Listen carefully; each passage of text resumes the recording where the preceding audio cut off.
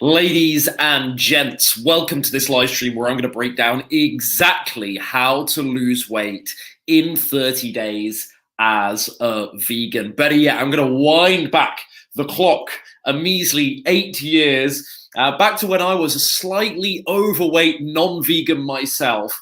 And I'm actually going to share the 8 things that I would do with the information, the experience, the habits that I now have. I'm going to walk you through the 8 things that I would do if I was starting all over again with weight loss. So you could start applying, injecting those principles into your own strategy and seeing some amazing results inside 30 days. Before we get into this, though, it is worth noting that you need a vision for a healthy and slim body that goes way beyond 30 days. You don't want to just be focused and committed to only 30 days. I think that probably goes without saying. We're not into this short-term stuff here, are we? Oh, I want to lose a bit of weight for vacation, for my wedding. Those things can be incentives, so I don't mean to sound really condescending about people that have those goals, but we're thinking beyond that, you and I, and that's why you're here. Sustainability, longevity, with this sort of natural, holistic way that we like to approach weight loss. You wouldn't be subscribed to me if none of that resonated with you, obviously. So yeah, we want a vision and a commitment to a slim and healthy body beyond 30 days.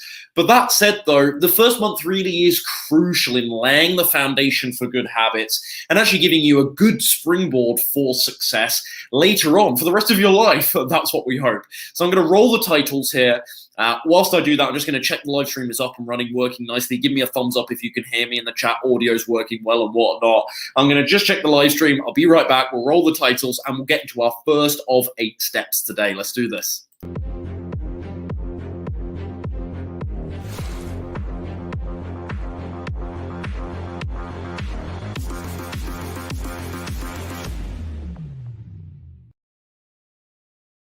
Okay, here we are then. Step number 1 to lose weight on a vegan diet inside 30 days. What I would do if I was rolling back the clock 8 years, I'd start by replacing all of the junk. And let me tell you, there was a lot of junk, all of the junk in my diet with healthy substitutions. Domino's pizza, the meatless, mighty meteor, meatless feast, whatever on earth. They weren't meatless, the meat feast, whatever they were called. The Domino's pizza, the Ben & Jerry's ice cream. I'd just go through Domino's pizza, Ben & Jerry's whilst watching. I don't know if you remember these shows like Lost, Prison Break, bit of Breaking Bad, so on and so forth. This was before Game of Thrones era. And yeah, those were just my regular nights hanging out with my university friends. And yeah, no wonder I was gaining weight looking back in hindsight, right? And what I would start to do is I'd start by, instead of the Domino's pizza, I'd make my own healthy veggie pizza. So I'd get myself a relatively clean base, as clean a pizza base as I could find. You can make them yourselves. Forks over knives have a good recipe, but it's a bit of work, admittedly. But I'd find a relatively clean pizza base. I'd lay on some tomatoes, maybe a little bit of like passata, or a tomato puree, and then just top with whatever veggies I had on me, whatever I would like. And I did used to do this back in the day. I went through a phase of doing healthy vegan pizzas a couple of years back, and I would add things like bell pepper, of course, mushrooms, maybe a couple of olives, some spinach. It wilts down, so you need a bunch, but a lot of spinach. Sprinkle on some pine nuts, maybe some asparagus, maybe some black beans or even chickpeas, believe it or not, can go quite well on pizza and add just a little bit more substance in replacement for the meat, for example. And yeah, I just load it up on clean stuff, maybe a little bit of corn on top. I love corn on pizza. And I just do my own healthy version. And then maybe dessert, if I wanted to replace the ice cream going back, I'd just do a banana and ice cream. You know, simple plant milk, a couple of bananas, maybe some hemp seeds to top. Really frozen bananas, that is. Really, really easy, simple, but still healthy stuff that could just be a replacement for those crutches, for the way I used to soothe and emotionally eat and the bad habits with food I had in the past. And I'm a really big advocate for this and for this sort of healthy substitution policy, because it is easier, in my opinion, to replace a bad habit with a good habit than it is to just completely try and destroy the bad habit and not replace it with anything else. Because there's so many reasons for our behavior around food that goes beyond just pleasure, just sensation seeking. It can be based on habitual, it can be a time of day thing, it can be a routine, a pattern recognition thing, it could be a response to emotions and feelings. We refer to this often as emotional eating, don't we? And so there's so many reasons to eat food beyond just taste and pleasure and necessity, even hunger, beyond those things. And so looking back, this is easy for me nowadays because I feel I've got good discipline and good control. I'm not perfect, but good control around food. So this isn't necessary nowadays, but going back 8 years, rather than just trying to rip down all of those bad habits that were so ingrained, so cemented, and there were so many limiting beliefs and stories and so much emotion and so much habit around those things. Why would I wouldn't be able to just tear that down overnight. It'd be really hard. So better yet, replace it. Better yet, do a healthy vegan pizza, a healthy banana ice cream, quote unquote. And that's what I would do. And I think that's how I would start. I wouldn't even be too worried about making my exact sort of 3 meals a day perfectly clean, every single snack I had. I wouldn't even be that focused on making everything perfectly clean. I'd just go in and replace the really, really overt junk food I used to have so much of. The Pop-Tarts, the children's cereal. I'd switch, like I used to have Crave, if you're familiar with those, in Cookie Crisp. I'd switch that to Bran Flakes, for example, or the muesli bowls that you guys know I love today. And that would be so much easier than trying to make every single meal perfect. I'd go through, I'd find the pizzas, I'd find the Pop-Tarts in my diet, and I'd try and think about healthier versions of those things before I even worried too much about the meals I was eating before that weren't overtly junky, still weren't that good for me, but weren't overtly junky. I'd start with the stuff that was, this is fairly obvious, I suppose. I'd start with the stuff that was really making me gain weight, the stuff that was clearly contributing so many fat grams, so many calories to my daily diet. Quite obviously, it makes sense to put out the biggest fires first. So I'd start there with this replacement idea. Step number 2, I'd focus, obviously, on whole plant foods. I know, profound rocket science. This one doesn't need too much attention from us. I'd focus on the whole plant foods. And yeah, there are some processed things that I eat, and not all processed foods are bad. I talk about, healthy whole wheat rye, sourdough breads, for example. I just mentioned cereal, didn't I? I just mentioned Bran Flakes. Well, they're processed. Whole wheat and bean, lentil pastas, they're still processed, but they're amazing for weight loss, amazing for a healthy body, so on and so forth. So it's not that all processed foods are automatically bad, but generally I'd focus on whole foods because of their lower caloric density, their higher fiber content, their typically better satiation effect for the fullness they provide, water content, nutrient richness as well, beyond just, I mentioned fiber already, I mentioned calorie density, but also micronutrients as well, so vitamin and mineral profile. Those whole foods come packed with nutrients, so you get so much bang for your buck from those foods. And yeah, that doesn't mean I'd eliminate processed foods altogether, but I'd be focusing on those. However, what I would do is I'd still allow myself, I'm so big on this now, and this is something I've really changed my mind on, I think, in the last few years, but I'd really allow myself room to eat out once a week, rather than it being like such a sacrifice. I've told you guys the stories of 2015, I think it was actually 2016, but I did it a little bit 2015, where I literally went 3, 4, 5, if I remember correctly, months without eating out at various periods, several times throughout the year. I had these long stints where I wasn't eating out because I was just utterly paranoid about how one meal that had a bit more oil on it, or one meal that was like a more processed, sort of like a vegan junk alternative, like a vegan burger or Beyond Burger. I was so terrified about how those things might derail me that I said no to those things. And even though I'm a big advocate for periods of sacrifice, and if you are a big sort of habitual eater-outer, if you eat out an awful lot, what's a better way to sum that up? I don't know, to describe those people.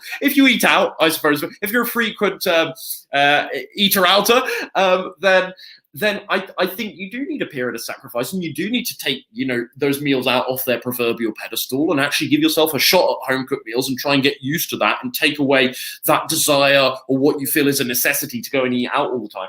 So it's not that I look back and go, oh, that was foolish. I can't believe I never ate out. That was so stupid. But I do look back and think, I probably took that slightly too far. I was probably making it really, if I wasn't so dedicated, that might have actually been quite impractical. And I just think I'm a relentless person. I would like to think I can be quite ruthless in a positive sense. And is the average person going to be, not to sound really patronizing, but is the average person going to be so dedicated as I was when I was really, really desperate for weight loss at 20, 21 years old with nothing else too much on my plate? Is the average, everyday, normal, I hate it person, I hate using those sorts of terms, it sounds so condescending, but normal person with a really busy schedule, with children, perhaps lots of parental and work responsibilities, far more so than I did at measly 21, is that sort of person going to be able to never eat out for 3 or 4 months to reap the rewards that I did from that process? Probably not. And so I think in hindsight, for me, I didn't need to do quite so much of that. It was helpful, but just allowing myself that room rather, to eat out once a week, I think that would have created like a pragmatism that I was probably missing at the time. And therefore, when I did finally eat out again, I probably had all this fear around it because it's something I had been really, really building up in my mind, let's say. So I think that's step number 2, focus on those whole plant foods, quite obviously, minimizing the processed stuff, but still letting myself eat out, but only once a week, creating some kind of rule or structure around that so I didn't get carried away. If I said, oh, it's okay to still eat out occasionally. What does occasionally mean? What I see as being occasionally might be different to what you see as being occasionally. It's vague. So I'm a person that likes rules. I think you guys know this about me, and lots of my clients appreciate that as well. So when I say to my clients, okay, you get a 1 meal out per week rule, it's like, okay, now I know where I stand on the program. I know what leeway I have. I know that's not too much. Ryan's expecting that I can use that 1 meal out per week rule. It's not that I necessarily need to do that every week, but I've got that. But I don't want to go over that because he's set a clear limit and a boundary and a structure. And that's what we need. We need rules, we need boundaries, we need structure. And so rather than just saying, I'll try and eat out less, or, well, I can eat out, but let's make it occasional. Why not put a number on it? Make it specific and try and make it realistic, quite obviously. Maybe 1 meal out a week because you travel loads is not so feasible. So maybe you stretch to 2, for example. But I think that will really help. Number 3, that would have really helped me, certainly back in the day, because I just was taking it too far, I think. Number 3, no booze. And this is something I knew at the time, and I did at the time, and it was very, very easy for me. After fairly booze-heavy first and second year of university, alcohol really has never held a particularly large magic spell over me. So I've always been able to take it or leave it. But certainly after heavy boozing in perhaps my first year, more so multiple times a week in university, it was very easy for me at around 21 to go, you know what, I'm going to skip this alcohol stuff for a while. I don't need it. I'm not tempted by it. I've finished university now. Time to grow up. Time to go out into the world of work. I wasn't particularly sort of social, or my social life at that time certainly didn't revolve around partying or going out at that point. That had been and gone. And so for me, this was very, very easy. But why would I say no booze? Why would I advise you guys on no booze? Well, it just gets in the way, quite obviously, of making good choices and optimizing lifestyle, sleep, stress management, so on and so forth. To be fair, you can, like I talked about with the meals out, you can lose weight drinking the occasional G&T, glass of wine, beer, etc.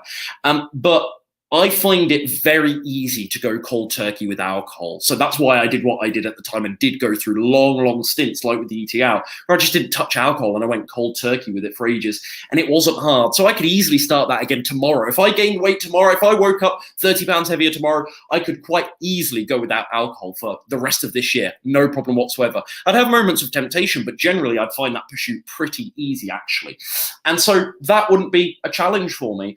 And so, yeah, truth be told, the occasional G&T, like I say, glass of wine, you could still lose lots of weight doing those things. So maybe it's like the eating out. Maybe you choose, you hear what I've got to say, but you say, you know what, Ryan, I'm not going to go cold turkey, but I'm going to make a rule around it. Maybe just once a week, once every couple of weeks, once a month I'll have a drink, so on and so forth, a couple of drinks. Make a rule around it, whether it's to get rid of it altogether or to limit it. But again, quite obviously, as somebody that works in the health domain, I'm not going to sit here and say, yes, alcohol is okay. Of course it's not. It's absolutely terrible for you, completely toxic, completely poisonous. And so it's really advised to stay away from alcohol as best you can, quite obviously.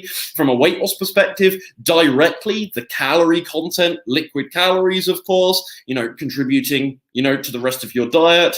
And that will be unhelpful. But then it's also indirectly through the lowering of inhibitions, through the biochemical change that happens when you drink alcohol, the other poor food choices that it's so synonymous with that you can be tempted into after you've drunk a little bit of alcohol. That is actually often, from a weight loss perspective, at least, not from a health perspective necessarily, they might be equalized, but from a weight loss perspective, that's actually more harmful than the calorie content of the alcohol itself. Does that make sense? And so that is my advice to you or my reasoning for why, quite obviously, I know it's not rocket science, you should stay away from the booze. Step number 4, if I had to lose weight, if I had to do it all over again from tomorrow and maximize my weight loss results as a vegan in the next 30 days, I'd stick to whole foods. I mentioned this earlier, but hear me out on this. So I wouldn't have to count calories, because of the naturally low caloric density of whole foods. So I wouldn't, contrary to what a lot of people might believe, I wouldn't count calories if I was starting again from tomorrow. I wouldn't. And if I was losing over a pound per week, so if I was losing upwards of a pound per week, I, in my mind, would have no basis or no reason to check my calories. If I felt well and I was losing over a pound a week, so long as it wasn't ridiculous, like 3 or 4 pounds every week for someone of my body weight, that would maybe suggest my strategy was a little bit aggressive. So long as it was over a pound a week, I wouldn't really sweat counting calories. I wouldn't microanalyze too much. I would just stick to my 3 meal and 1 snack structure that I've been barking on about for years, full of, like I say, whole plant foods. You've seen the composition of meals, lots of beans on the plate, or legumes, whole grain or potato, a small amount of those healthy fat sources, and then I'm good to go. Plenty of fruits and veggies, a little bit of nuts and seeds, my usual supplementation policy of B12, vitamin D, omega-3. This is stuff I've been banging on about, harping on at you guys about for years and years and years. Nothing has really changed in that regard.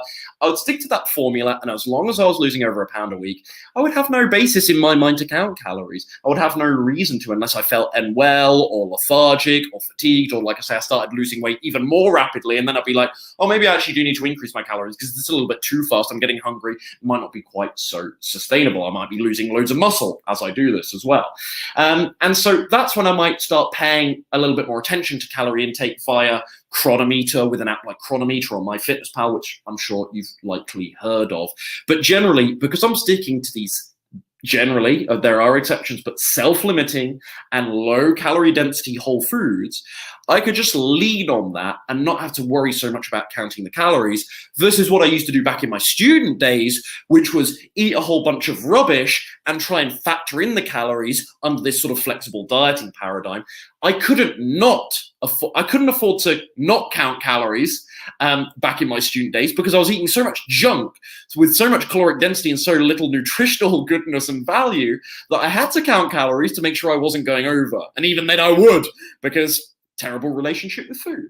And so, yeah, I would just stick to a whole foods plant-based approach and not worry too much about counting the calories. And if there was something going wrong, I could, even with the knowledge that I have today, I could, of course, adjust it without even having to worry about Chronometer and MyFitnessPal, to be fair, because I could just think, oh, all right, I've noticed that my weight loss is slowing down and I'm having a couple of tablespoons of peanut butter a day. Maybe I could look at that as a port of call because of the high caloric density. Maybe I could adjust that.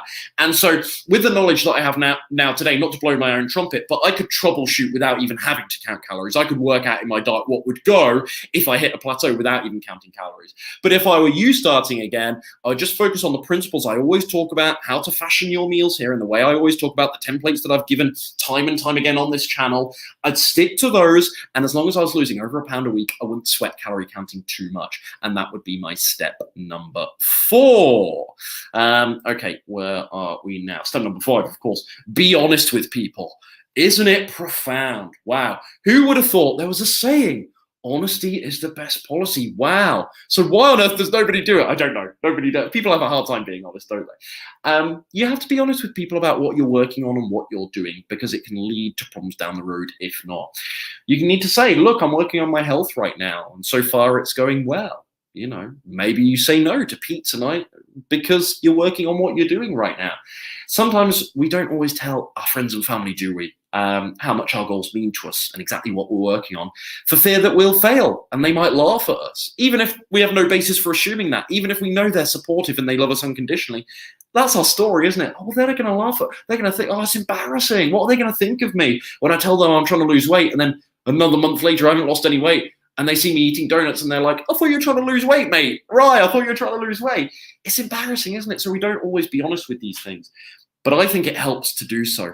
I think it helps not only for public accountability to proclaim what you're working on to people, but also so that you don't surprise people or get resentful or snap at people when they keep offering you pizza, and then you suddenly say, for God's sake, stop offering me pizza, because you haven't told them how much what you're working on with your health goals actually means to you, or how you're working with a coach now. I've got a personal trainer. You have to tell people these things so they understand where you're coming from and they can adjust their story and their expectation of your behavior. Because that's where people get dragged down. If they have a friend or a family member that they're so used to sharing a bottle of wine with on a Friday night, come Friday night, when you suddenly stop doing that without actually giving any reason or actually explaining why you're stopping doing that, that's when you might get guilt tripped. That's when people say, oh, come on, just one glass. have one little piece of cake. It won't kill you. And we call them enablers, right? These sort of enabling characters that might well love us and might, in many cases, be well-meaning our lives. They might try and encourage us into their bad habits so they can sort of justify them themselves. And their story is that if you're indulging with them, that is somehow more fun for them than if they're just having it on their own, which I can see because we are social creatures.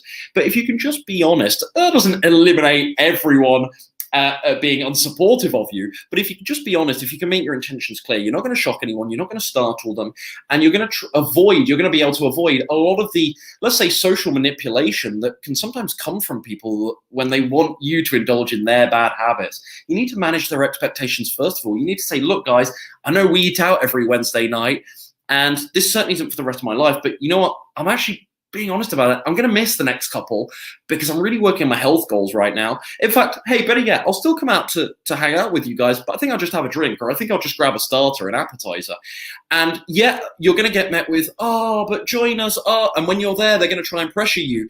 But the fact you've already said it before you've gone, the fact that you've already said, text the WhatsApp group of friends or family and said, look, guys, this is what I'm working on. Or next time you see the person, you mention it to them. You're already managing their expectations. They know what you're working on. They know what you care about. And you can avoid a lot of these, like I say, social manipulations just by being honest and communicating what you're actually working on. I know it doesn't sound profound. I know it doesn't sound like rocket science, but people don't do this. People are terrified because they want to be protective. When they first start out eating healthily or trying to lose weight or going vegan, they can often try and be quite protective because they don't want judgment for everyone else. They don't want to be rocked. And I get that. And I think secret keeping in this regard can actually be beneficial to people because there's a lot of naysayers out there. There's a lot of people that won't get what you're doing.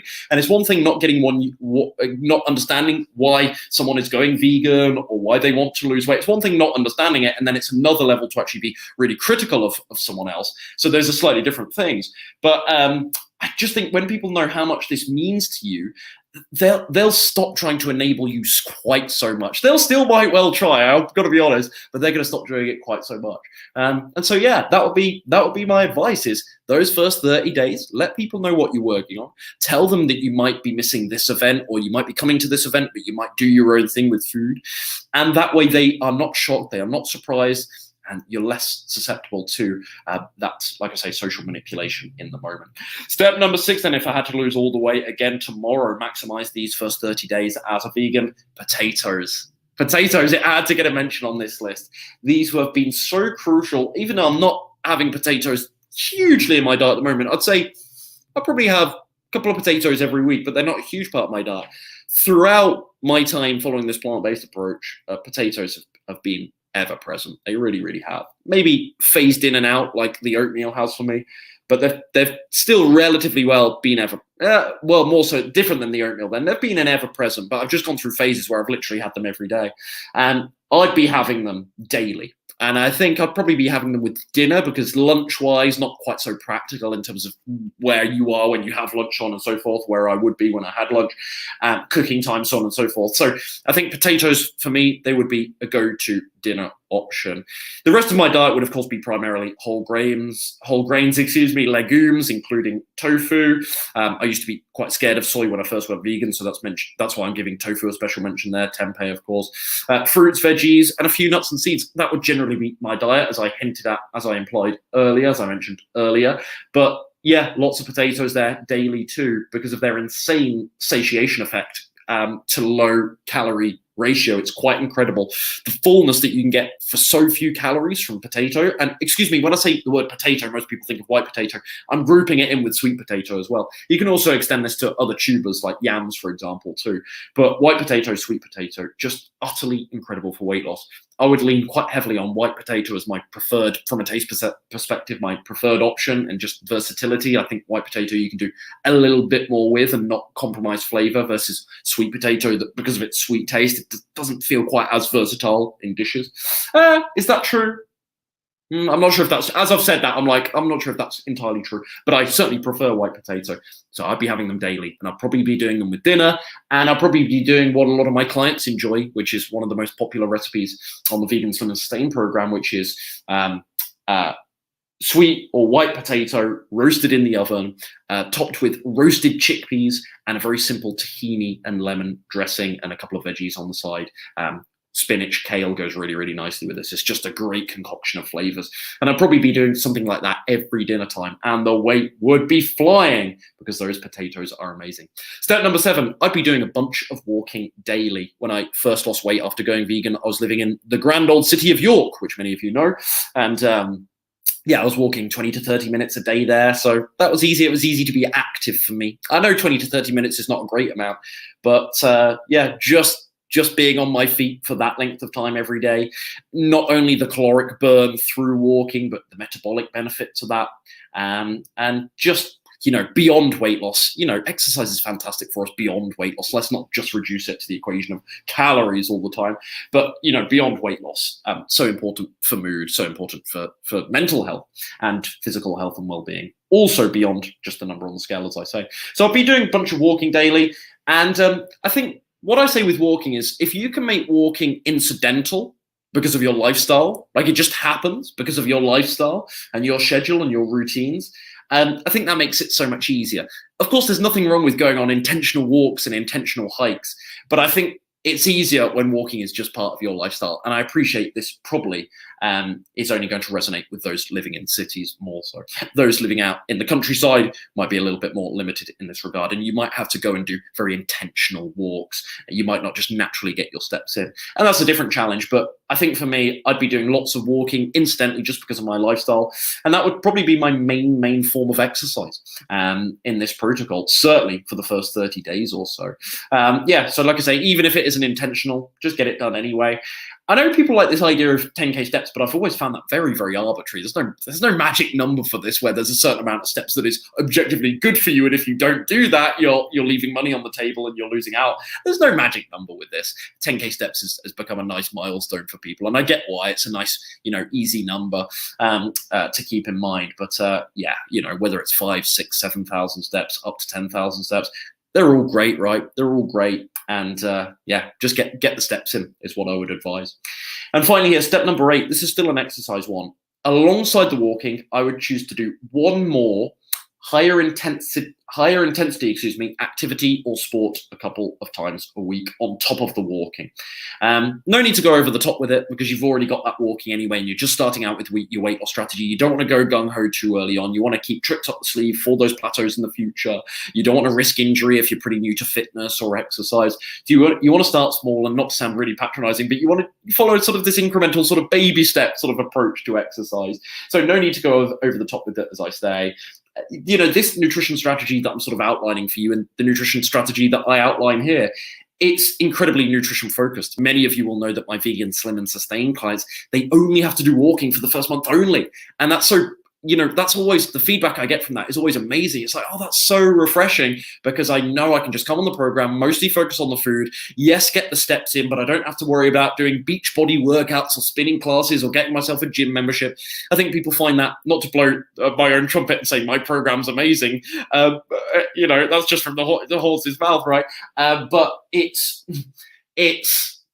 I think that is feedback I get, that it's really refreshing. People really enjoy that aspect, that there isn't just some crazy gung-ho workouts that they have to get right into, but rather we build fitness up in time, and therefore there's a lower risk of injury, of burnout, of over-committing to something that might be a cost issue with a more expensive gym or those spinning classes, or it just might be impractical because the gym's a 20-minute drive for you, and are you going to be motivated to do that every day, day in, day out? No, of course not, but just to walk around the block, these set the bar a little bit lower for yourself and actually give yourself a realistic chance to actually do what you're committed to doing. And then you won't feel so guilty about missing things when you set the bar so high, inevitably. So I think, anyway, back to my original point. Walking, yes, but also just one higher intensity thing a week. Just once a week. So obviously you guys know I love my martial arts stuff, and that is really, really intense. You're just dripping at the end of those sessions. And so maybe something like that. Maybe tennis, which isn't wild. It depends on who I'm playing, whatever, whether I'm part of the group or playing separately, singles, doubles. When I'm playing a bit of tennis, it's much harder work than just walking, right? And so I would have one outlet for something a little bit more sporty, a little bit more greater intensity every week, but I won't push it too hard. Very nutrition focused approach, lots of steps, and then just a little bit of the high intensity stuff as we go. And if maybe I plateaued, maybe that's an opportunity to do more high intensity stuff. But when I'm actually ready to, when I've actually built my fitness back up again, Like, this is 8 years ago. This is not now. Now I could easily add more intense exercise. I'm easily capable of that.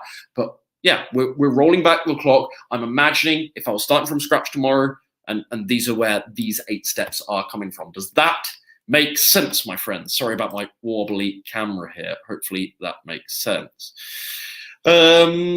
Okay, not so many comments. I don't think I've got time. I've got another coaching call shortly, so I've got to go, folks. So not so many comments. But those are my 8 steps to lose weight in 30 days as a vegan. Really hope this helped you out.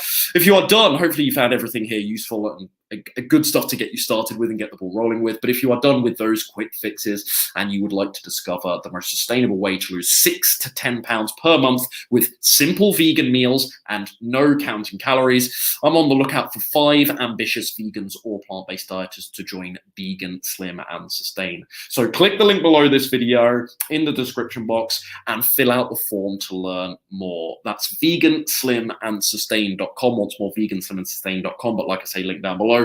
Fill out the online form there and I'll be in touch to see if you're a good fit and give you all the details. Regardless of whether you're interested in coaching or not, like I say, hope this served you well. And sorry for the rushed ending, but just looked at the time. Better go for my next coaching call very, very shortly. So yeah, speak soon.